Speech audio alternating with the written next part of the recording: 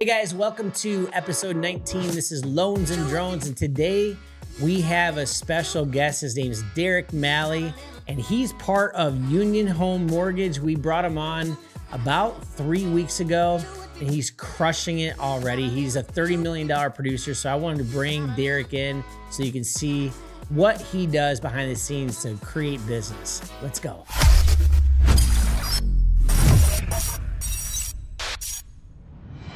Derek, how are you?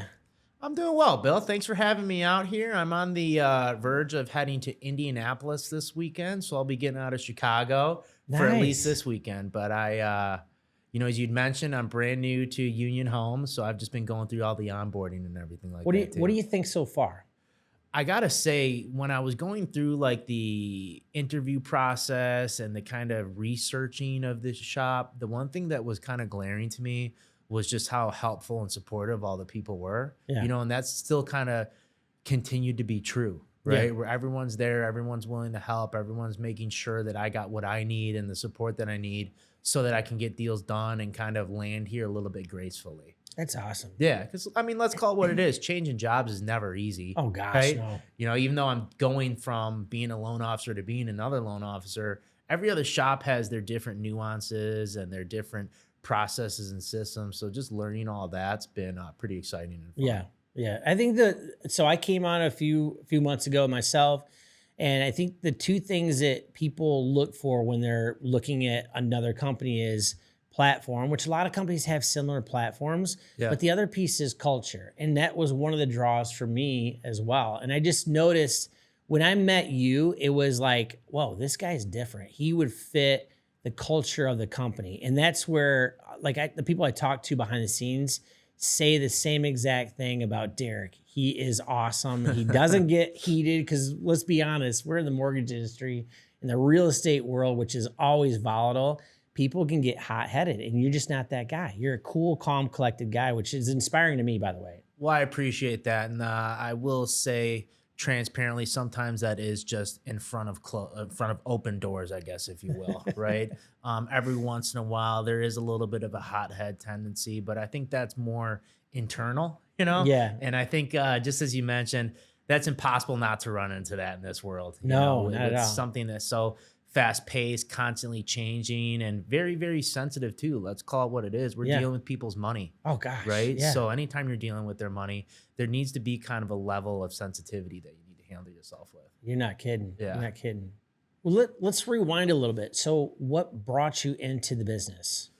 So we're really rewinding here, okay? Rewind. Let me tell let's you, go there. I may look young, but I've been doing this. I think we were just trying to figure out anywhere from like 12 to 14 years, And I got teamed up with a gentleman at Wells Fargo right out of school. Okay.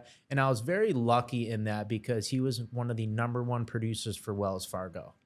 Okay. And as you'd imagine, who is that? His name is Dominic White. Okay. And as you'd imagine, when you're dealing with someone with that much business, with the 2 years that I was able to work with him, I thought that I gained about 10 years of experience. Right. Yeah. Success breeds success, doesn't it? For sure. Yeah. And I was able to learn a lot of stuff to do, some of the stuff not to do. And, obviously, first and foremost, I was kind of doing guinea pig work, right? But as we progressed and as I kind of learned the business, I kind of found myself just naturally falling into the loan officer role. So it took me about 6 months to a year for data input to kind of graduate into being a junior loan officer, if you will. Right. I was at Wells Fargo for 2 years, and that was a great place to cut my teeth. I enjoyed everyone there. I enjoyed working for the bank. But there got to be a certain point where I was spending 40 hours a week on somebody else's business, and I got to a point where I wanted to work on my business. So then I left. I went to a company called Key Mortgage, which is another great shop. They're an in-house lender for Baird and Warner. That was a great space for me to be because it allowed me to kind of learn and develop and grow a lot of relationships with real estate agents. Yeah. I was there for about 8 years, maybe 9. And then I went to guaranteed rate for about 2.5. I went there primarily for the brand. If you're doing home loans in Chicago, you'd have to live under a rock to not hear of guaranteed rate. Right. Right. So I went there for about 2.5 years. And when you say culture fit is important, it wasn't necessarily just a culture fit for me. Yeah. Right. So fast forward all the way to today, you know, that's why I'm at Union Home Mortgage, where it seemed to be a much better fit for not only how I want to run my business, but just kind of my own personality as well, too. Yeah. Wow. That's good. I mean, one of the things that I remember, and I was bragging about you. I brag about you all the time, by the way. I don't, hopefully it doesn't sound creepy, but I just like you. I think you're a great guy. Me too, So, man. I was talking to another loan officer that I was recruiting. Yeah. And I mentioned the fact that we had this program to her, and I asked you because it was with the same company. Yeah. And you said, Bill, I used to live off of that. And if you want, have her call me. I'll help her get the deal done. And a competitor's like, who does that? Who does that? But that just shows the character and quality of person that you are. And that's why you're here. And thank you for coming over to Union Home Mortgage. So you bet, man. I had a wrestling coach tell me in high school, good things happen to good people. You know, and that's resonated with me since high school. Yeah. So if and when I have a chance to either help someone out or be a support role or kind of be there if someone needs me, I'm all for it. You know? Yeah. So were you in athletics at the beginning? Like you said, wrestling? So I was wrestling, football, and lacrosse in high school. All right. I played lacrosse in college for a little bit. I was a goalie, so I'm one of those lunatics. You know? Oh my gosh. Now all my athletic prowess is in, and I say prowess tongue in cheek for the record, is in now I'm doing a marathon. I'm training for the marathon this upcoming year. Love it. So it gives me a chance to listen to music and all the podcasts that I've been kind of waiting to listen to, but it also gets me out there, which is a lot of fun too. Yeah. Yeah. I think I've done Ironman racing. So, but I always say a marathon is harder because all you're doing is running. You're beating your body up. Whereas like an Ironman, you're in a bike, you're swimming. So you get a little bit more, you know, you can kind of pull back from the running piece because the running is just so brutal. So if you can do a marathon, I think that's putting you in a whole different level of person there. I think you're a lunatic for doing an Ironman first. I was crazy. It was a crazy moment in my life. And for those listeners who don't know, not only are you doing a marathon in the Ironman, but you're also swimming 2 miles and biking 115 miles. Yeah, that was an interesting point in my life. That could be a whole different segment. Because let me tell you, I'm feeling sore just talking about an Ironman. You know? Well, I'm not kidding though. I do think the marathon, and people listening to this, you're gonna say, no way. Well, you can walk the whole. If you get to the marathon piece, you can walk the whole marathon. Yeah, so it's not like crazy. I always wanted to race it, but I also think that I've done marathons before. It doesn't matter if it's in an Ironman or not. I'm still walking. I can't get past it because it's a brutal piece, you know? So I'll never forget when I was growing up, my brother and I did a mini triathlon, similar to the Ironman, but on a very, very, very smaller schedule. And, you know, at the time I was still trying to get into fitness. I was what you would call portly or maybe chubby. Okay. So as I was doing this race, my brother and I were leaving, and he turned to me, he goes, Derek, out of males aged 16 to 21, you finished third. And I was just like, that's incredible. You know? I love it. That's great. He goes, Derek, there are 3 people in that age bracket. so I didn't do as hot as I thought I did. Right? Hey, you still were third. You still were third. I don't care what. I still finished third in that age bracket. Where was that triathlon? That was a Salt Creek triathlon. So it was in Twin Lakes in Palatine area. Gotcha. Yeah. So we were out and about through the neighborhood. So that was my first race, if you will. That's awesome. I always like talking to people that understand the athlete. You're an athlete because that's just what you were doing for years.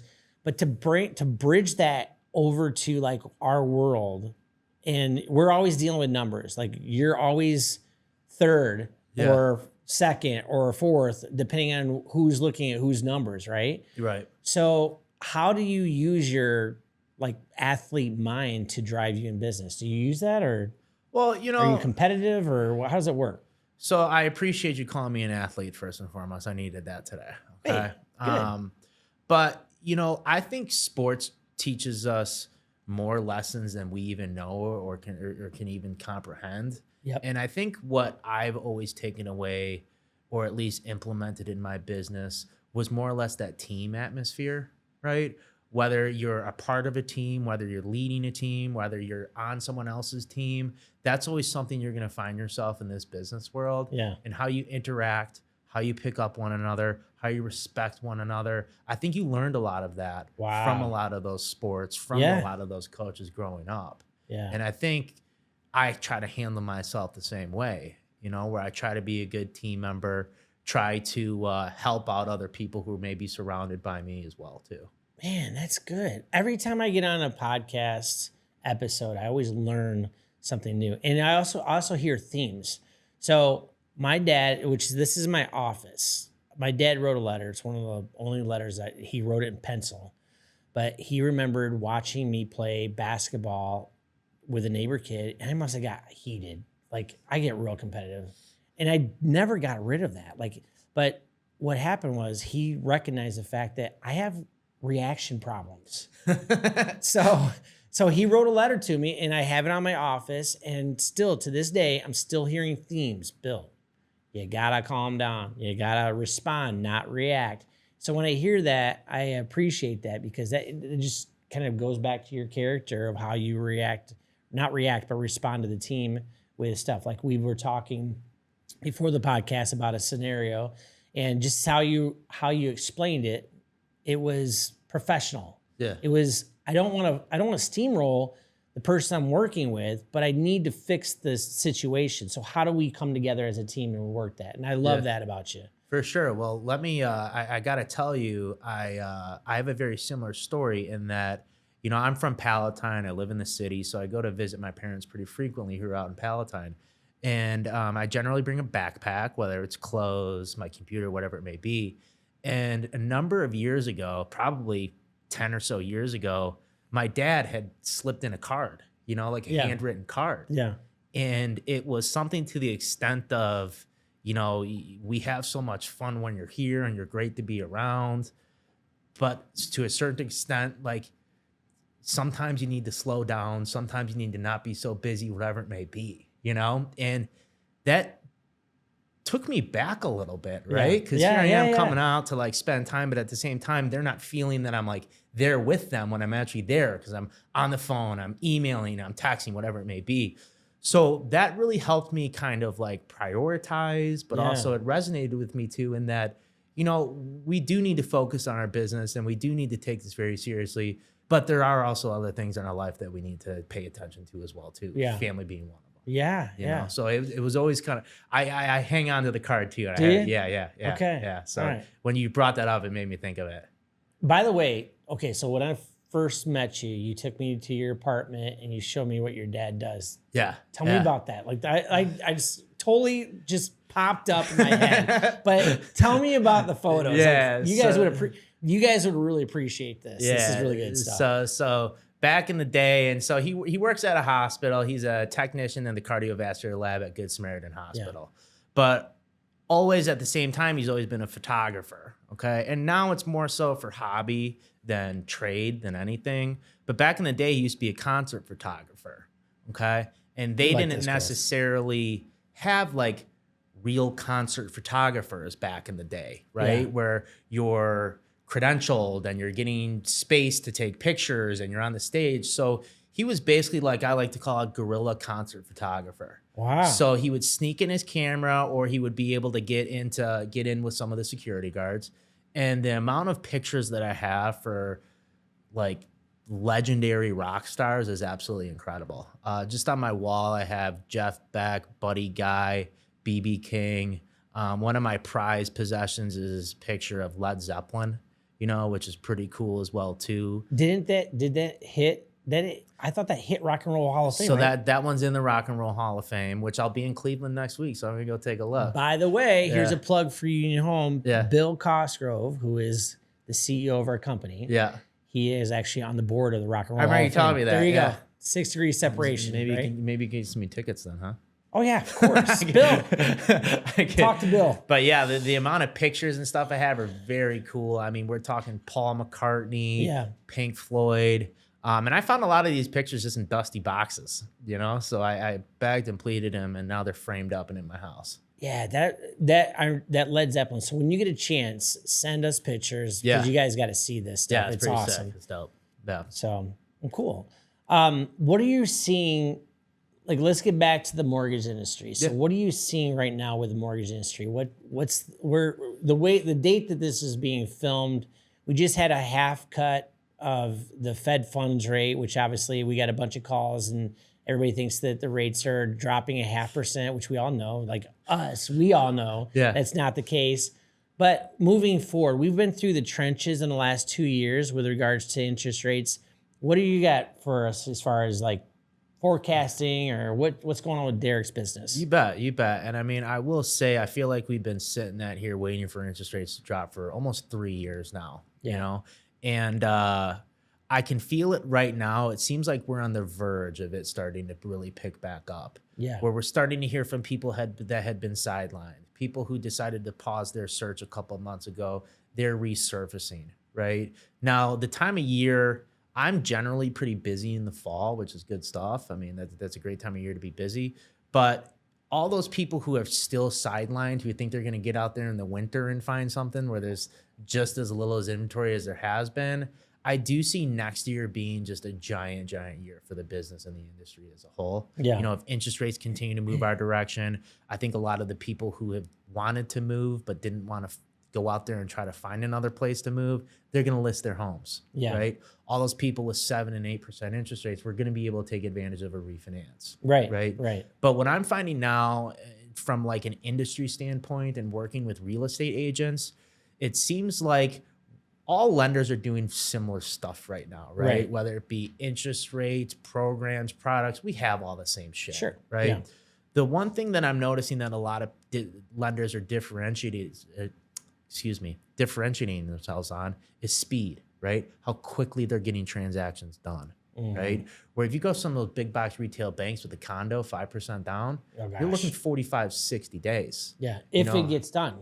If it gets, even if it gets done, if it gets done at all, right? But with the amount and the number of advancements made in our industry, we can get a lot of this stuff on cruise control. And shops like Union, we're able to fire through files in 7 or 8 days, right? You know, and that's clear to close too. That's a big deal. 100%. So when you have someone out there who is constantly striking out on listings, hey Derek, I'm putting in offers, I just can't win something. You know, I'm going up against cash, or I'm going up against higher offers.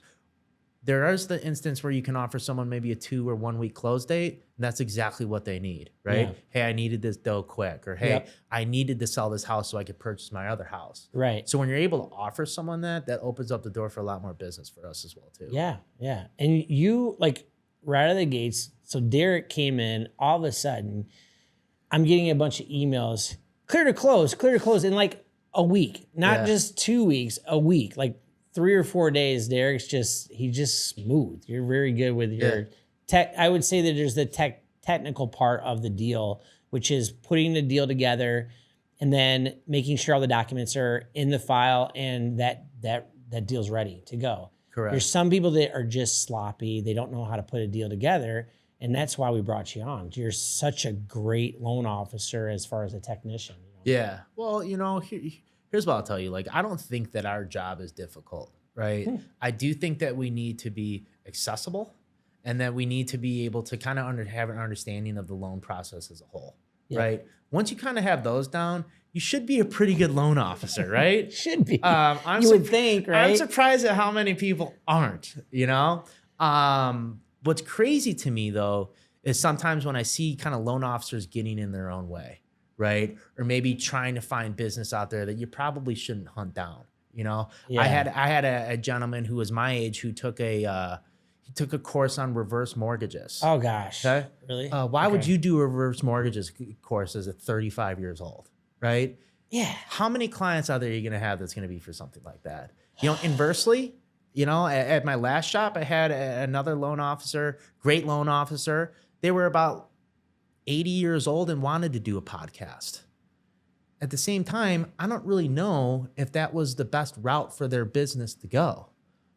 Right? I mean, I do think the podcasts are great, but what outreach are they going to do? Because they didn't have a Facebook, they didn't have an Instagram. Like, where's the podcast going to go? Right. So, like, and knowing how much time and effort these things are, like, I was just astounded that she would go down that route. Yeah, you kind of got to crawl before you walk, right? I mean, that doesn't sound like somebody that's just, I'm just going to do a podcast and they've never picked up a camera before or anything. You know what I'm saying? Like, can you help me with the podcast? I'm like, no, I don't get paid enough.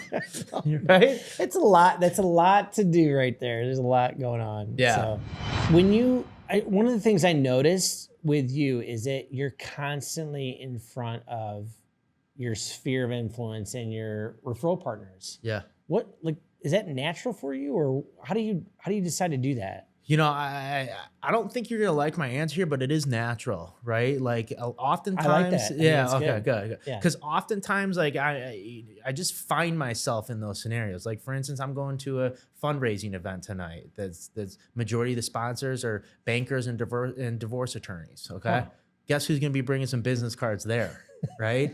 What I found, and what I think you kind of told me at one point too, is we're always in a business situation, right? Sure, There's always people out there that may need mortgages or at least need some help. So I always make sure that people know what I do. I usually don't say no to an invite. All right. So you're the yes man type of guy, huh? Generally, Okay. depending on the weekday, depending on the day of the week, but generally, yes. But again, I think when you go to those kind of events, whether it be a mixer, foundation event, or even just a bar, like, you just you need to be cognizant of who you're talking to and what you're talking about and who's there. Yeah, that's good. I mean, I can't tell you, like, I mean, I started working with real estate agents not so long ago, but my sphere of influence was just people I'd go and show up to a party, and first question is, what do you do? Well, I've been in this situation where I'm like, I don't really want to tell them. I don't want to tell them because they're going to ask me what the rate is. Right. Like, okay, I'm mortgages. Oh, what's the rate? Especially right now. How many times I would like to have $1 for how many times people ask you if the rate dropped 0.5% today. My dad sees me 3 times a week and asks what the rates are. He doesn't even know what the rate on his mortgage is, for the record. My mom does. So, I love it. No, it's always that. Especially, and I'm sure you could talk to this, like the past 2 years when you tell people you're a mortgage broker, it's, ooh, that must be tough. Yeah. How's it going? Yeah, how you doing? Yeah. Like, I've been okay. All right. Yeah. People forget that we had a record good 2 years before the record bad 2 years. Well, the problem, this is a funny thing, because I remember talking to a new loan officer that I wound up, it was a social event, and his brother brought him in, and he goes, tell him, like, how do you like mortgages? I said, just don't go buy a boat. This is before the rates popped up. And, I've seen that happen so many times where less experienced loan officers, and they have a good year where it's like low-hanging fruits everywhere. They could just bump into a wall. You get 10 refinances. And then all of a sudden they're driving with the personalized plates, and then they got the boats, they got everything. And then next thing you know, they run into a hard market and they're out of the business, The amount of people that must have recalibrated their spending after 2020, it's got to be nuts. Yeah. It's crazy. Yeah. It is wild. And it's one of those industries where once you've been doing it long enough, I think that. Sure. Right? Sure. It kind of ebbs and flows. You got to handle the business as it comes. And obviously interest rates can impact that too. Right. Right now, let's transition to 3 questions, kind of like speed dating questions. Okay. But this is kind of the part in the where it gets a little fun. So just random questions. Random questions? Yep. All right. If you could be anywhere in the world today, where would it be? Amsterdam. That was quick. That is my favorite vacation. I would love to go back there. Never once have I ever felt like I was in a different world than when I was in Amsterdam. Really? And it just kind of, it fits me. It's very chill. Yeah. It's a walking town. Is it? I'm sick and tired of museums, but the little cafes and bars that they have there are great. Really? Yeah, I loved Amsterdam. Wow. Yeah, so I think my in-laws went there. I think they flew in there and then they took a cruise. But either way, they I think it's just mixed opinions. I mean, now that's international. Domestically, I would really like to check out. My little brother just got back from Salt Lake City, Okay. and that looked incredible. Okay. Just the pictures and everything, that looked like a lot of fun. So right next to that, here's mine. I'm going to give you my answer. It's Lake Powell. Okay. If you ever get a chance, go to Lake Powell, rent a houseboat with some friends, you know, girlfriend or whatever, and you get the Antelope Canyon, those cool, you know, the computer screens that have like all the canyons. Yeah. That's Antelope Canyon. That's there. Okay. Yeah. Actually, your dad, you should tell your dad to go out there. Go take some pics. Yeah, because those guys that made those pictures, those photographers, hundreds and thousands of dollars just off of those one or two pictures. I'm sure of it. And then you have Horseshoe Bend, which is the cool, you know, you can get a drone shoot of that. And then the water, it's just like you're on Mars. It's a cool thing. So, but Salt Lake City is similar to that. So you can fly into Salt Lake City, go there, and then go over to Lake Powell. You'll love it. Now I do want to go to Greece too. I think Greece would be very cool. Me too. I like the food out there. You know why I asked that question? Because I'm turning 50 this year and I want to go somewhere like that. I've never actually been overseas, so there you go. There you go. I think you got it. So maybe Amsterdam. So my friend and I, he's actually a real estate agent. We went to Amsterdam and then we went to Paris. Okay. And it was a blast. Really? Like, we had a blast. It was a lot of fun. Yeah. Cool. Second question. What is your favorite food? Food? Yeah. Are we talking like does burger count? That's not my choice, but does it need to be more pointed? Anything that comes to mind, like I gotta have that. Like if I just put it in front of you right now. So I will tell you that my favorite meal is our family Christmas meal, which is beef tenderloin and twice baked potato. Ooh. That's usually my jam. Okay. All right? I'm big into that. Other than that, and this is more recency bias, I've been addicted to smash burgers lately. I actually just had one the other day. Oh, I've been addicted to them. Where do you get the best smash burger in Chicago? My favorite right now is at a place called NADC Burger, and that stands for Not a Damn Chance. And what happens love the name. is if you try to change your burger, they'll tell you not a damn chance. You need to get it how it comes out. So it's a two pressed Wagyu patties, American cheese. They do pickled jalapenos on there, and then their sauce is. Oh my gosh! Yeah, you need to talk to Andy. He was the episode before you. Yeah, he literally his favorite was Wagyu. We didn't know how to say We didn't know how to say Wagyu. Was it Wagyu? Wagyu. He was saying Wagyu. Wagyu. Wagyu is essentially just it's Japanese prime. Okay. It's the same thing as prime meat here, but from Japan. You need to tell Andy that. Yeah. So tell him. I lived with a couple guys in the food industry for a while. Yeah. Oh my gosh. Yeah. That's awesome. That's more recency bias than anything. I do like the smash burgers. Shout out to Red Hot Ranch too. They do have the best burgers in Chicago. Yeah. Okay. We'll have to definitely It's kind of like a plug them. little greasy, like seedy place, but that's where you want to get your smash One burgers thing from. I love about Chicago restaurants is that they just don't give a damn. Not a you chance. know, like you go there if you order it a certain way. Gene and Jude's. Oh, You've been to Gene and Jude's? I don't even think they have ketchup in there, right? I made the mistake of saying I wanted to catch up. They go, what? They literally almost kicked me out of the place. I think they're trained to do that. They kicked you out, Chris? Yeah. You There's like a hot dog stands in Chicago all the time. Yeah. I went, got a hot dog. I'm like, hey, I want ketchup. And they're like, well, you have to dance for it. So I dumbass in front of the Oh my field started doing Fortnite dances because I'm not a dancer. Yeah. And they're like, another one. And I did get that ketchup, but I lost my dignity. You lost your dignity, but you did get the ketchup. I got kicked out because it was late night. About Gene and Jude's too. There's a McDonald's right by. You go to the McDonald's, try to get ketchup, they'll charge you for it because they know. They know that people. Isn't that incredible? All right, good to know. Now the thing about Chicago food that annoys me though is that it's so good and there are so many options that unless you're traveling to like New York or LA, you're not going to be eating that good. You know, like I feel like most often, majority of states, they're not going to do food like we do. I agree. Right? Chicago does have the best food. Yeah. That I've like when I've traveled anywhere. New York, I was disappointed. Yeah. Sorry for all the New York people out there, but I went there and I tried the pizza, didn't like it.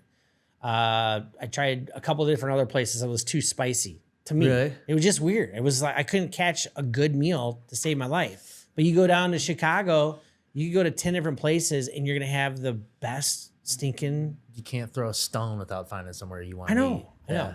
Yeah. Last question. I use this on the last one too, so I'm gonna use it again. Yep. What's one thing that somebody said to you that's always stuck with you? Professionally or personally? I would say whatever comes to mind. That you cannot, like, that you always think about. Like, So I'll give you two. How about that? Perfect. All right. So one of the things my dad always told me was it's better to be in no company than in bad company.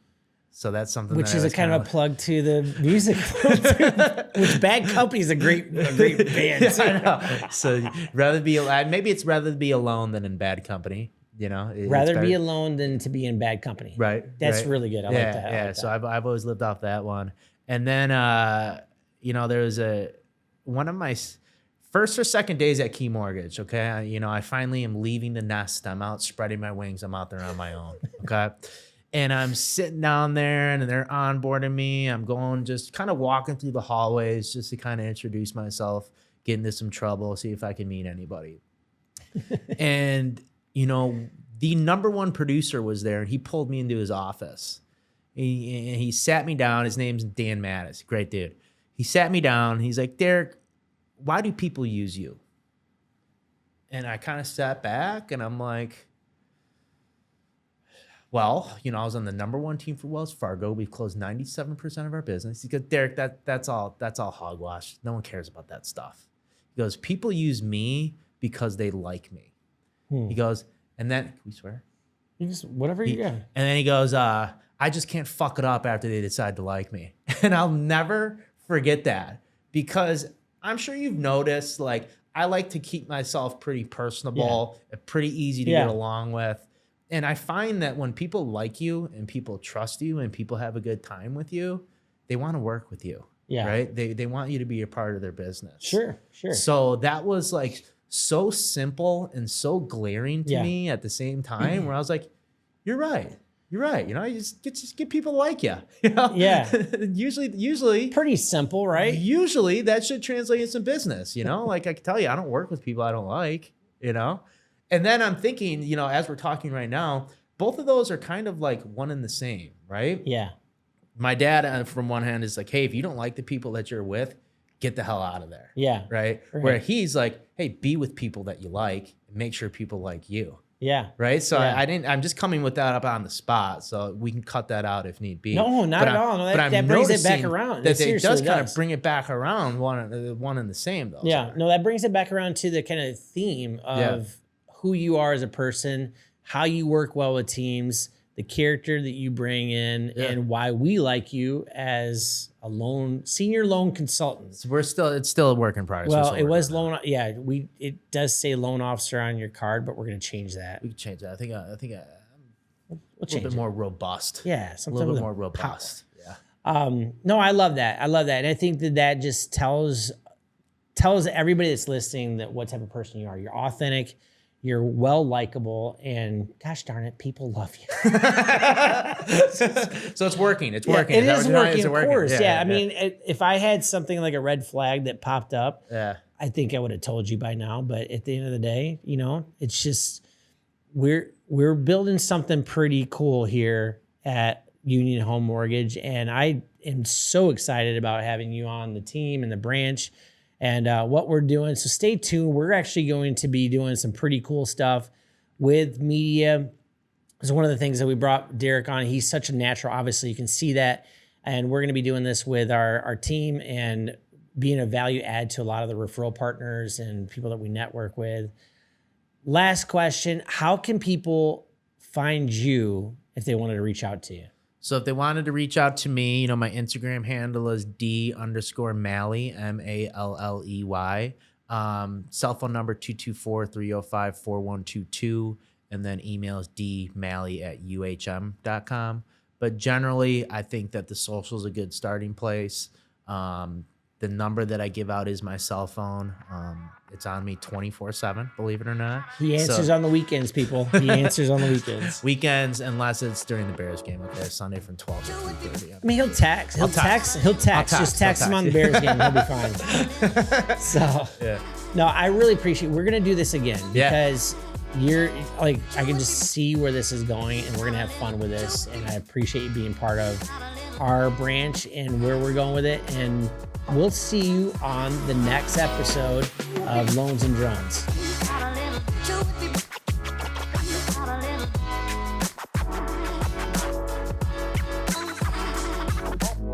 What the